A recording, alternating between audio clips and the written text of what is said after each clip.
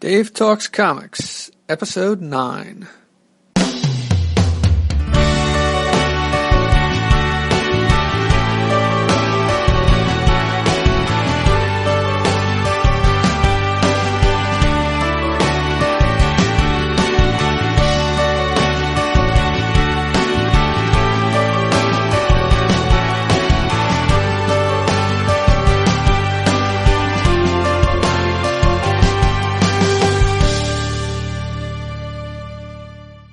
Welcome back. This is episode 9 of Dave Talks Comics. I'm Dave Levine. I go by Kilmarrock on the forums. I've been reading comics off and on for most of my life. That dates back to the mid-70s. So this show is the show where I talk about comics, what I've been reading, buying, and stuff that's caught my eye, but that maybe I haven't read or bought quite yet. For the most part, I talk about old comics, especially when it comes to the big two. And sometimes I also talk about cartoons. And on that subject, you may have noticed that this is the first episode. I've changed the title. It's now Dave Talks Comics. I'm still planning to talk about cartoons, but there won't be any cartoon talk on this episode. The main reason for the title change is that I finally went and registered a web address, and that web address is davetalkscomics.com, and that's where you can find this podcast. And also, if you want to email me with any feedback, it's dave@davetalkscomics.com. I have also added to that page a list of tags or subjects that I've covered. It goes down the right side of the page. So you can click there on any of the subjects named and it will bring up just the episodes that have those subjects covered. So in this episode, first I'm going to give a brief, give an introduction to the All-Star Squadron. After that, I'm going to go into a discussion of All-Star Squadron issues 21 and 22 from May and June of 1983. Then I'm going to talk about Namor the Submariner, issues 6 and 7 from September and October of 1990. And then finally I'm going to talk about a much more recent comic, Bulletproof Chicken.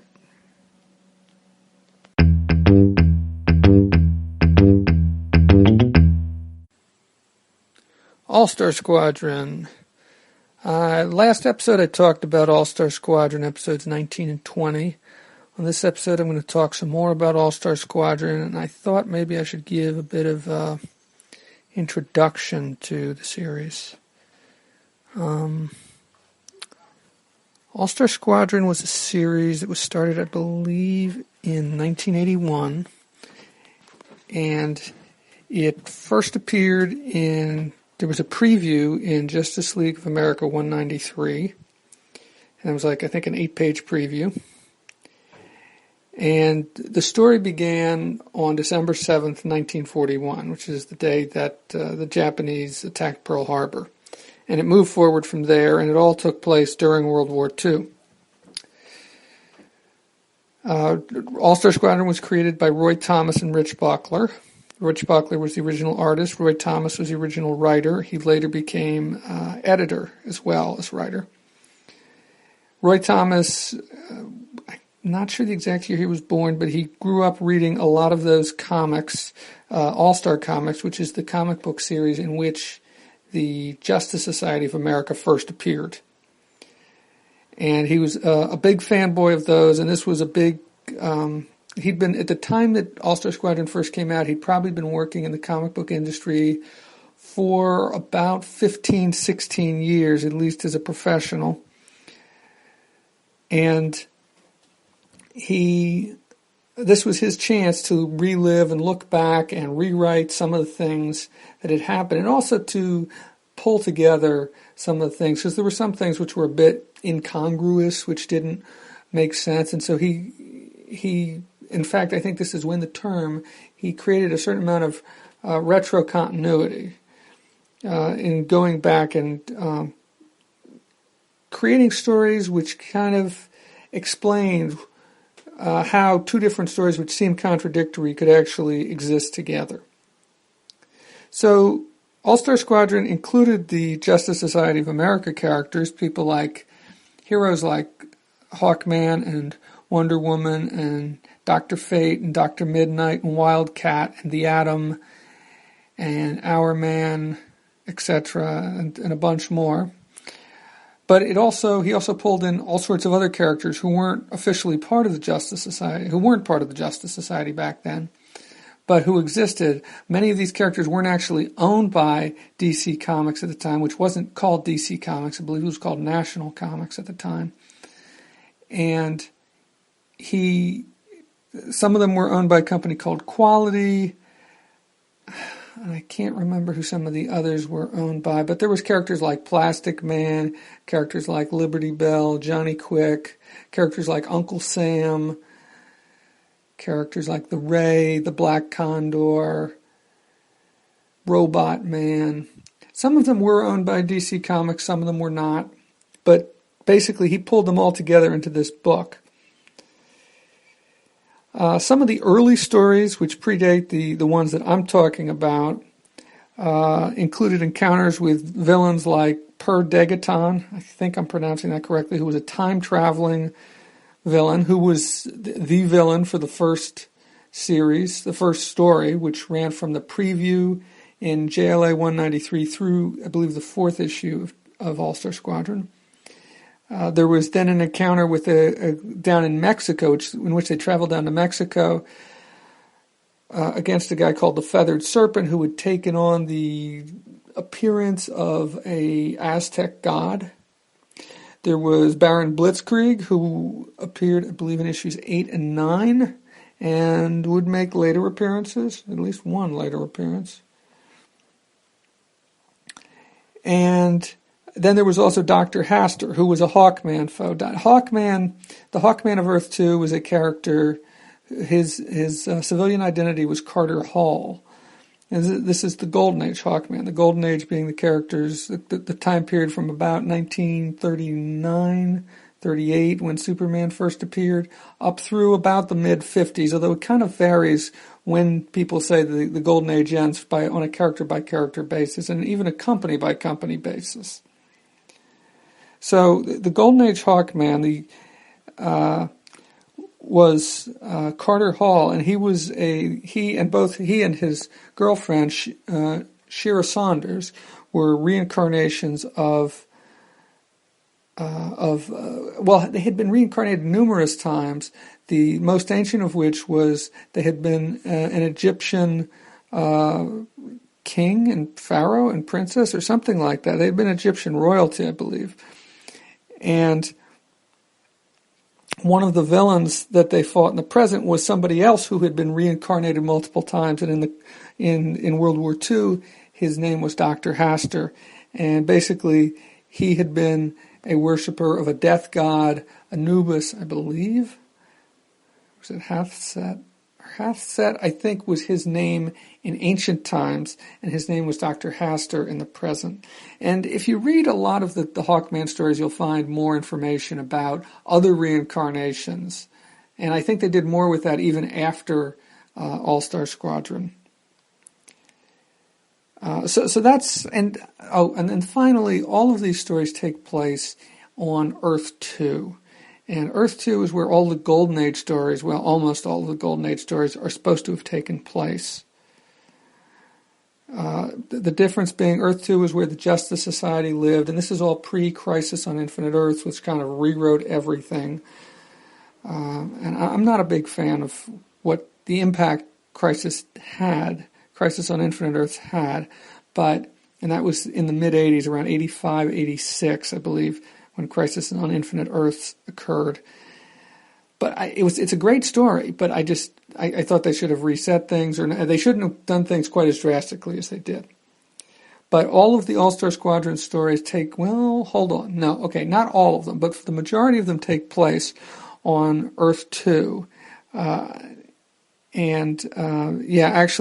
one of the Per Degaton appears twice, and one of his appearances involves a crossover.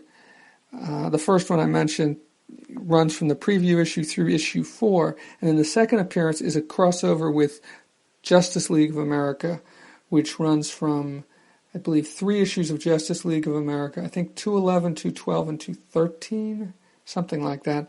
And then also All-Star Squadron's issues 13 and 14. But you might want to look that up because I'm not certain. Anyway, that's an introduction to All-Star Squadron in case you weren't familiar with them, and also just to give some background information.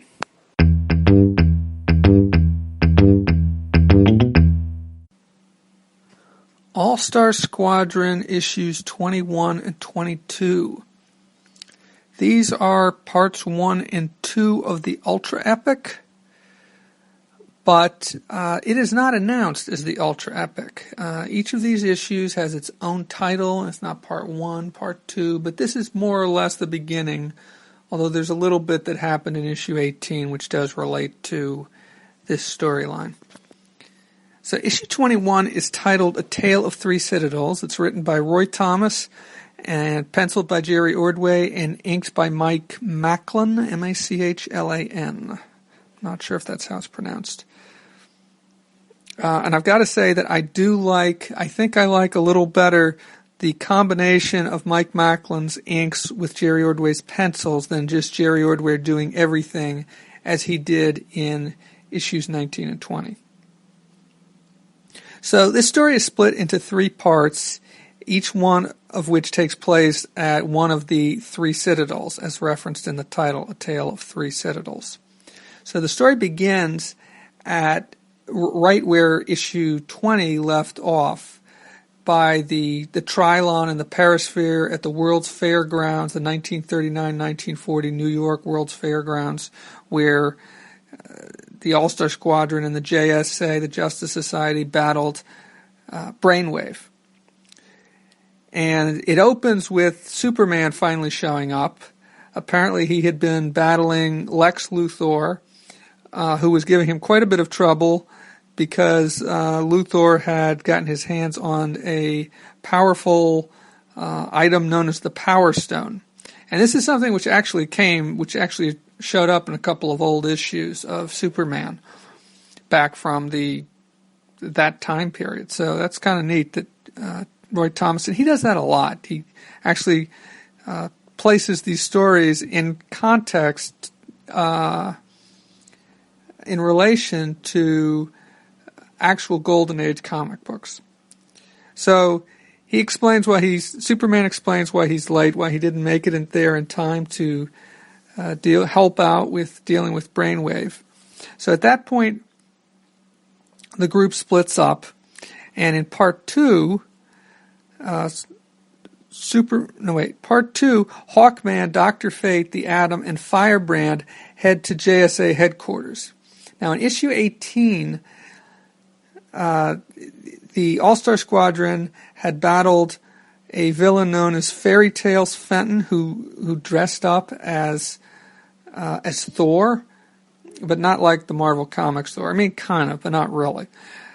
And he had a hammer, I guess, like Thor does, Mjolnir, and which seemed to be extremely powerful. So they had left the hammer there at the end of issue 18, and so they're going back to find it. And I guess the reason why Firebrand is going with them is because I think she's the one who hid the hammer somewhere, because they had been fighting Fenton at the JSA headquarters, and she had hidden it in the rubble because headquarters was badly damaged in that fight. And in case you don't know, the JSA headquarters at this time was a brownstone, and I guess this was also in New York City. So they get there, start to look for the hammer, but they run into this bad guy, a somewhat reluctant bad guy, it seems, named Cyclotron, who doesn't want to hurt anybody, who seems to have some atomic powers, has a costume which in some ways is similar to the costume that the Earth 2 Atom who will eventually adopt in later years. And he's after the hammer also.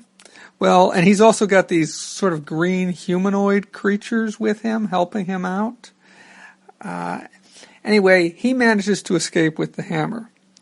So in part 3, the Superman, Green Lantern, and Liberty Bell head to Superman's Citadel, which is in the mountains, although it's unclear which mountains where, if it's upstate New York or where it's supposed to be.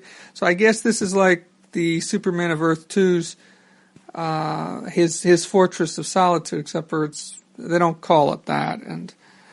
But I think it had appeared, once again, this is one of these things which had appeared in Golden Age comics, at least once or twice. So everything seems to be okay at first, but then they're ambushed by a villain known as Deathbolt, who has electrical powers, and his boss, the Ultra-Humanite. And the Ultra-Humanite is a villain who'd battled Superman before, and he's after the Power Stone. Although he is kind of a she now, and that isn't explained in this issue, but I'll get to that. So on the letters page, there's no historical notes. All the notes that are there are about personnel changes, the fact that there's a new inker, Mike Macklin, as I mentioned, and that Len Wein is stepping down as the editor, and that Roy Thomas at this point is taking over as both writer and editor. And there's also a neat ad in here for some anniversary issues, and I'm not too sure if any of these coincide with particular dates, but so this is after page 17. You have, and there's no pictures, it just says DC anniversary issues, the stuff Legends are made of. And there's Detective Comics 526, which would be the 500th appearance, or the 500th appearance in Detective Comics of Batman. Then Adventure Comics number 500, which at this point was featuring the Legion of Superheroes. Then there's Legion of Superheroes number 300, which at this point was the Legion as written by Paul Levitz and drawn by Keith Giffen and Larry Malstadt.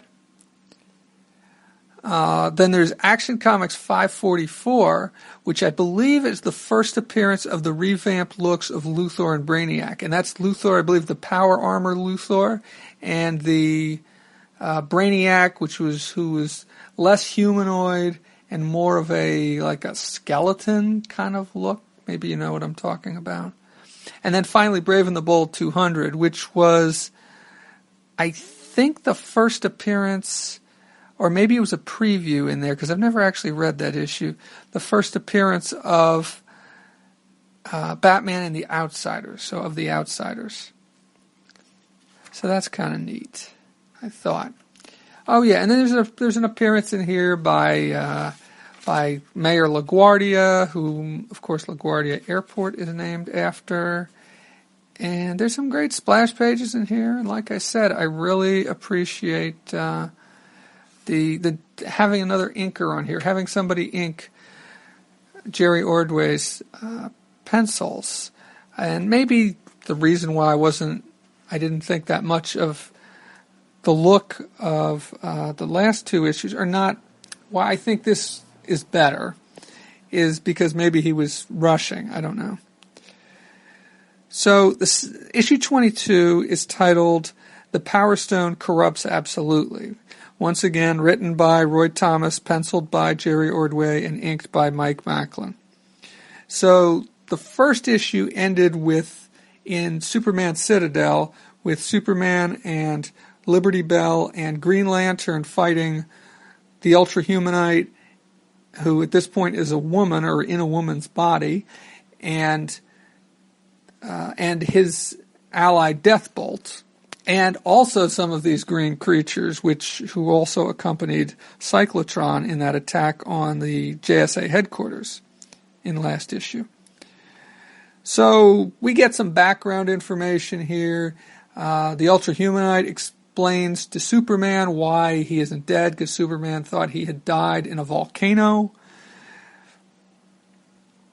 And also you get the explanation of Deathbolt's origin and the origin of the hammer. So that that takes place there. And then you also have Cyclotron tracks down, comes back, and captures Firebrand. And it turns out that there's some connection between them. They used to date or be lovers or something like that. In their civilian identities, this is before either of them, before he was a supervillain or she was a superhero.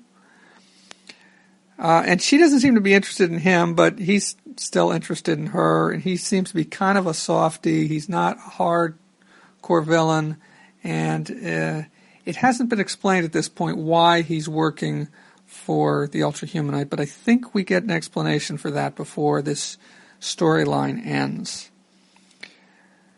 So Cyclotron takes Firebrand with him and shows up at Superman's Citadel.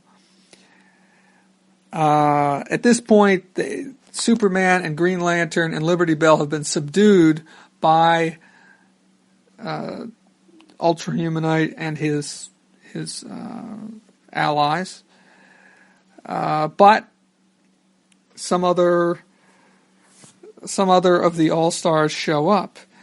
Johnny Quick, Robot Man, and Commander Steel arrive at the Citadel, although it's a little unclear how they found it or how they knew what was going on or where to find them, or that there was even an issue, a problem there.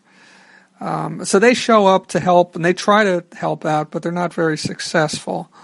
And in the end, Ultra and his flunkies escape, taking Superman, Firebrand, and Robot Man with them. And part of his plan, the Ultrahumanite's plan, is to have his brain transplanted. It was already transplanted once from his original body into this woman's body, and now he's talking about having it transplanted into Robot Man's body. And so that's where this issue ends. And I think this is a really great issue. I think both of these issues are really great. Before I get into that, and overall, let me talk about the letters page from issue 22. On the letters page, we get an explanation, and this goes back to an earlier issue of All-Star Squadron number 16, where the All-Star Squadron fought Nuclear alongside Wonder Woman. And apparently this was a story which was alluded to in a Golden Age Wonder Woman story, but was never, but had never appeared. And Roy seems to think that there actually was an issue drawn, but it was just lost or destroyed or something. I mean, the original art. So this was kind of his filling in one of those gaps, which is something that he really likes to do and does a lot of with this series. And he also, Roy, in a separate response to a different letter, Roy talks about how Hawkman was the only character to appear in every issue of the original run of All-Star Comics, issues 1 through, I believe it's 57 or 56, and how he intends to make sure that Hawkman appears in every issue of All-Star Squadron, which I believe he does. Although sometimes it's just in a momentary flashback or something like that. He may not be central to the story. So that's it for this, for the first two parts of what Roy later terms the Ultra Epic, and I think I at one point called the Ultra Saga. I wanted to say I love the covers to both these issues. They both feature battles. Look them up on Grand Comics Database or Comic Book DB. I think they're really great covers. Although, actually, now that I look at the cover to issue 21, I noticed that Superman's on there in this battle with Cyclotron, and he wasn't there in issue 21. He was somewhere else. So, but issue 22, it's a little more accurate as far as who's battling whom. But it's a really, I think they're both really great covers by Jerry Ordway, and I think there's some more good ones. And so this story continues through issue 26. So this was 21, 22. So you still have 23 through 26 plus annual number 2. And there's a bunch of new characters introduced, and there's a lot of background, and there's some more references to old Golden Age stories, and this is part of what I really like about this series, about All-Star Squadron. And maybe next time I will talk a little bit about why All-Star Squadron was a great series for me, because I do have some thoughts on that and why I enjoy it so much. And I can't guarantee everybody else will, but at the time I was reading it, well, I'll get into that at another point. But the one more thing that I wanted to talk about is the panel layouts. And I've noticed that Jerry Ordway uses some really innovative panel layouts. And I have to think that it's Ordway's responsibility, that it's just always changing up. It is not your typical 6 or 9 panel grid. You have all sorts of different styles, sometimes a bunch of thin panels, panels that are much wider than they are tall, stacked on top of each other, sometimes a bunch of tall panels that are much thinner than they are, much narrower than they are tall against each other. There's ones where things coming at angles. You've even got cases where things are bleeding over from one panel into another. And I don't know. I think it keeps it interesting. It definitely is not boring. And I really like how he does things. And I really think and some of the close-ups are really good on faces, the way that Jerry Ordway and Mike Macklin do this. So I think that's going to do it for this installment. Next time, I'm planning to talk about the next 2 issues of All-Star Squadron, issues 23 and 24. And I hope you're enjoying this. Unfortunately, this is a story which has not been collected in trade or hardback of any sort. I don't think the issues, for the most part, are that expensive. I think most of them you can find for $1 in dollar bins or somewhere. And the only one that might be a little pricey is issue 25, and I'm going to hold off on explaining why for now. But you can certainly look that up if you want to. So that's it for All-Star Squadron for now.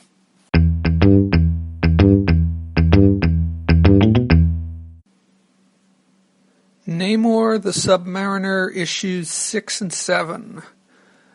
Before I get into talking about issues 6 and 7, I want to talk a little bit about issue 5 and issue 6. And what I want to talk about is that both of them are floating heads covers.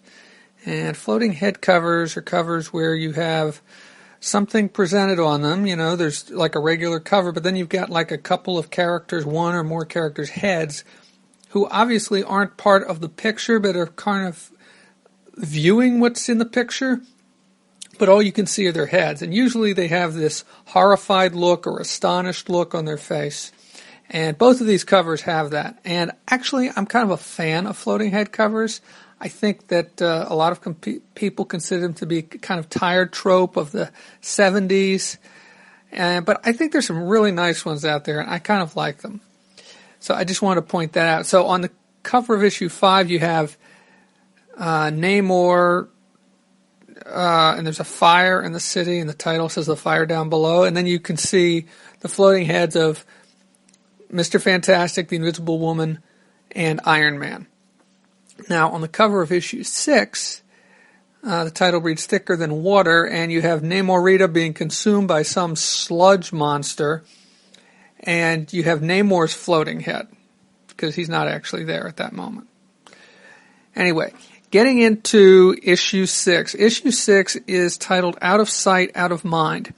Once again, this is written and drawn by John Byrne.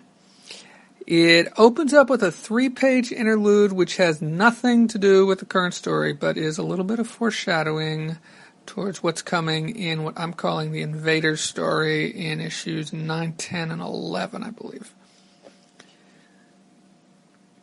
Then the scene switches to Carrie and Caleb Alexander, who are aboard a cruise ship. This is the father and daughter.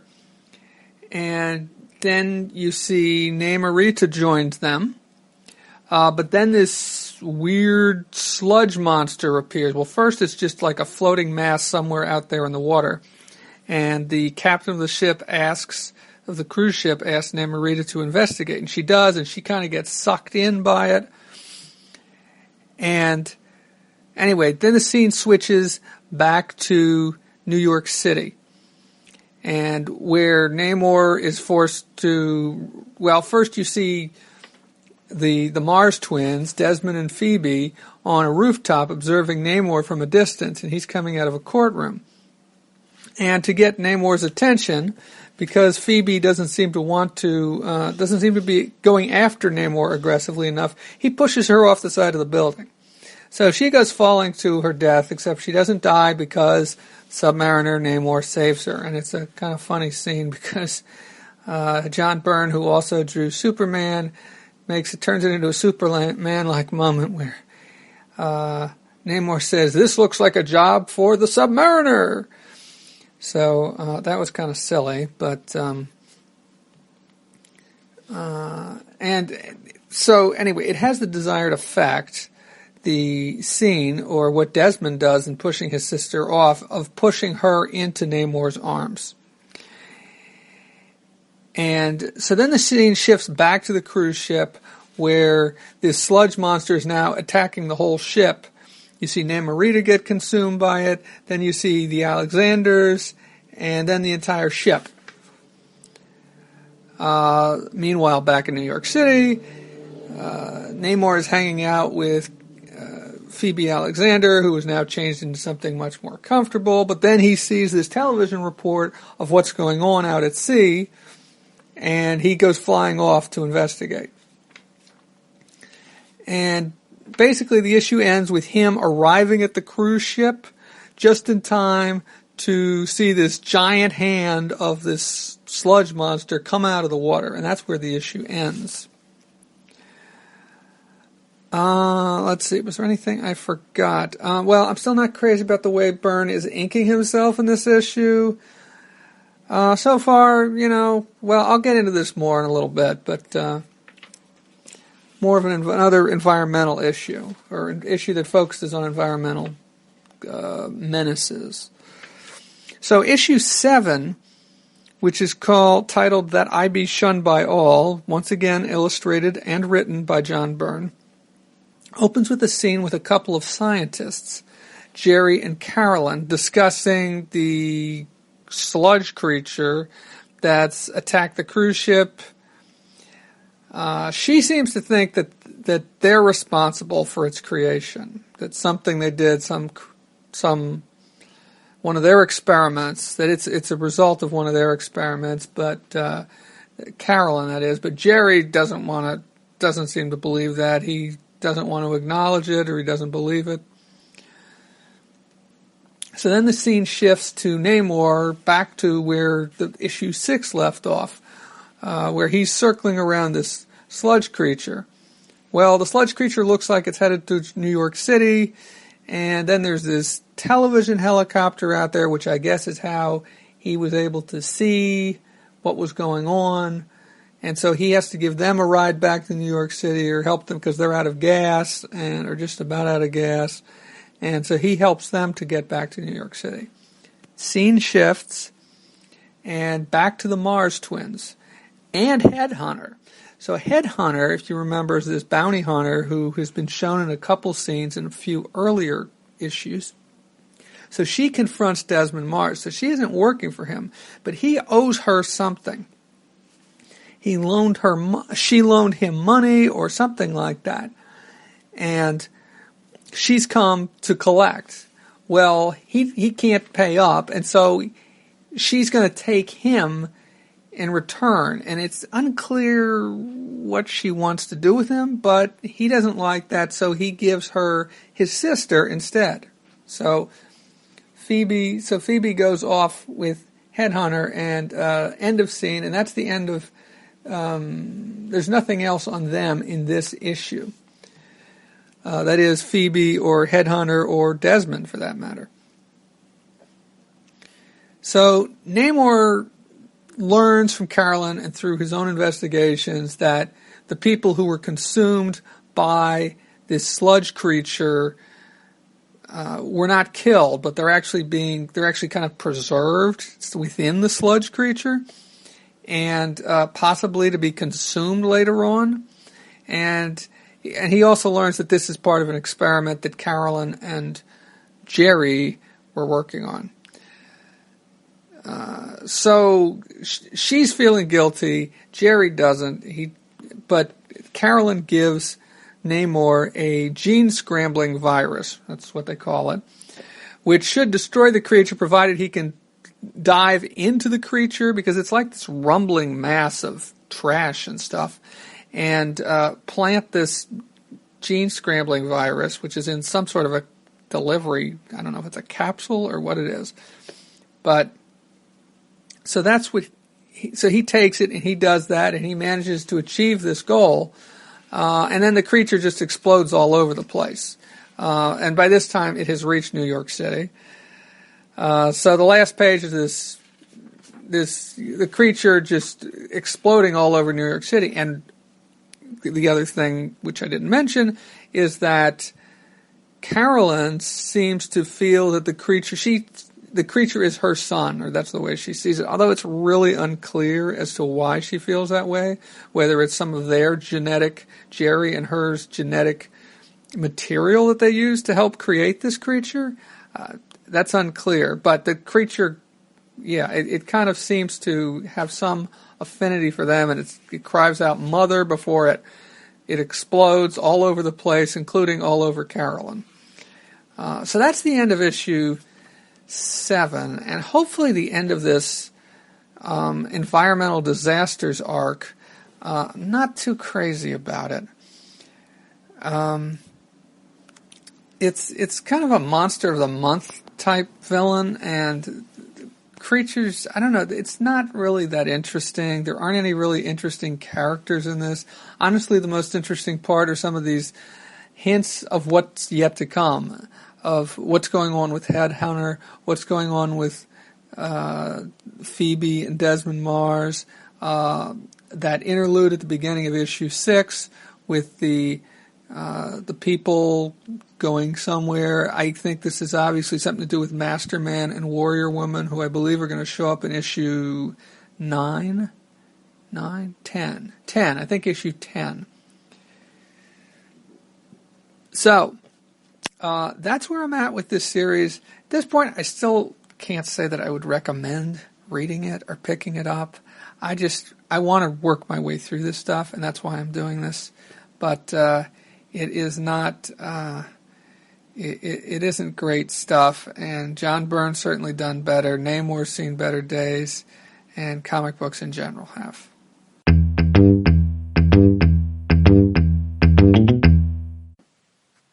Bulletproof Chicken. Bulletproof Chicken is a comic book from Kingbone Press. I found out about this through the 11 O'Clock Comics forums and through the 11 O'Clock Comics podcast. This is a comic book that I obtained through participating in their Kickstarter campaign on the Kickstarter website, of course. Bulletproof Chicken was created by John Westhoff, Bob Garr, Ornelas, David Halverson, and Matt Nixon. This, from the first page, it sounds as if there was an earlier chapter, because there's a previously kind of little short one-paragraph summary, very short, not too long, just 2 or 3 sentences summary, which I wasn't aware of and I haven't read. But anyway, Bulletproof Chicken, the main characters in this are chickens. The 2 main characters are Ed and Bulletproof Chicken. At first it reads a little bit like Lethal Weapon, and then later it reads a little bit like RoboCop. I mean, the influences on the story, the big influences on the story seem to be those. I'm sure there must be others that I'm missing, but that's what I see. The story is, I would say it's graphically violent, and it certainly has a certain amount of foul language, no pun intended. There's a couple taglines. One is, "He's bulletproof, you're fried," which is on the front cover.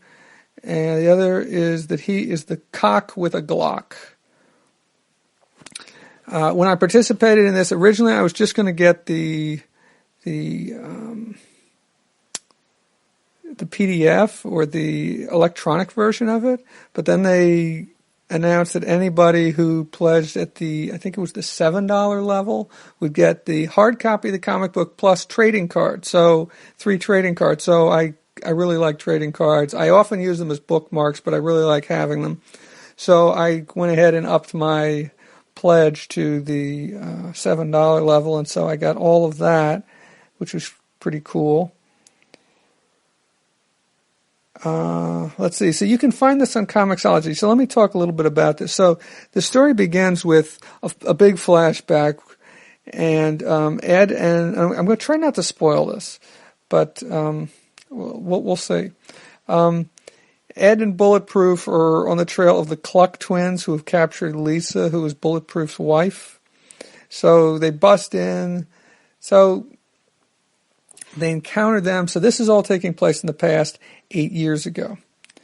So basically what happens is Bulletproof gets killed but before he's killed, he kills one of the Cluck twins, and actually there's only one of them, and they are, I think, when they break into this warehouse or wherever it's supposed to be, that they're fighting them. And the twins have these lizards who work for them. I don't think there's really any. I think all of their henchmen are lizards, actually, now that I think about it. I don't think any of them are chickens. They're the Cluck twins are the only chickens in their operations. So then So Bulletproof is killed. One of the Cluck twins is killed. So then it goes forward to the present, 8 years, to what I assume must be the present. And at this point, Ed is still around, and Ed has married Lisa, Bulletproof's wife, and has kids together. And I guess this is about where I should cut things off as far as spoilers. Ed's called in by the police department to consult on a case.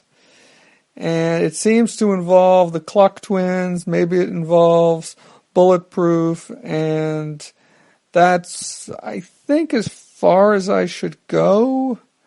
But I really like the story. I mean, it's a fun story. I like how they use they have 2 different artists. One artist, let's see, from Bopgar Ornelas does who I believe goes by the name of Slurmo on the 11 o'clock forums, does the art in the flashbacks, and then the art in the present is handled by Matt Nixon.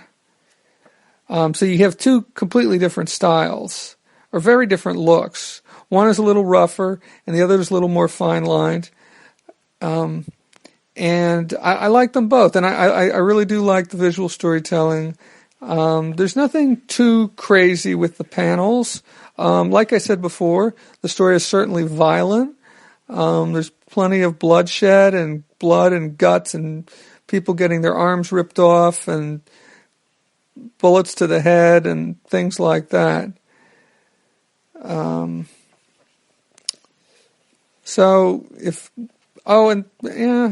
other thing was there's this cyborg chicken that shows up at one point, and there's a symbol on his chest which made me think of Brainiac from the Superman, the Justice League, and the Justice League Unlimited cartoons, because he has the 3 circles on his chest in that pattern with 2 circles above and then 1 below in a triangle formation. So I don't know if that was a callback to that or not, but so that's about it. I mean, it was a good read. I'd be interested in reading more because the end of the story there's a little epilogue which kind of sets things up as if there could be another story in the offing, or maybe it's just kind of a teaser of what. I'm not sure where they would go next with this. Maybe there would be some other influences because, as I said, there's obviously, it looks like Lethal Weapon and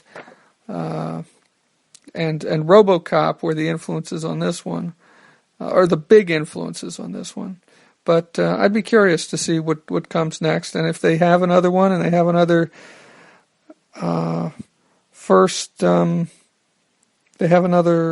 what's the word I'm looking for? Another Kickstarter, then I would certainly participate. And I think it's worth a look. I'm not sure how much it costs on Comixology, but I think should at least look at the preview art, which hopefully they have up there because I haven't checked Comixology to see what they have there. Anyway, that's it for Bulletproof Chicken. Good read. Excellent read.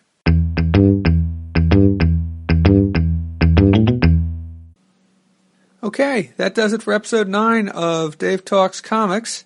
Thank you for listening. A couple of corrections before I go. First off, when I was talking about Namor the Submariner issues 6 and 7, I referred to Phoebe Mars as Phoebe Alexander at one point. Her last name is Mars. It's Carrie and Caleb Alexander. And the other correction was on Bulletproof Chicken. I have not been able to find it on Comixology, at least at the time I'm recording this. They do have a store on the web, the Kingbone Press, and you can buy the comic from them there. But at this time, it looks like it's just a hard copy. You can't buy an electronic copy. So I will provide a link to that in the show notes.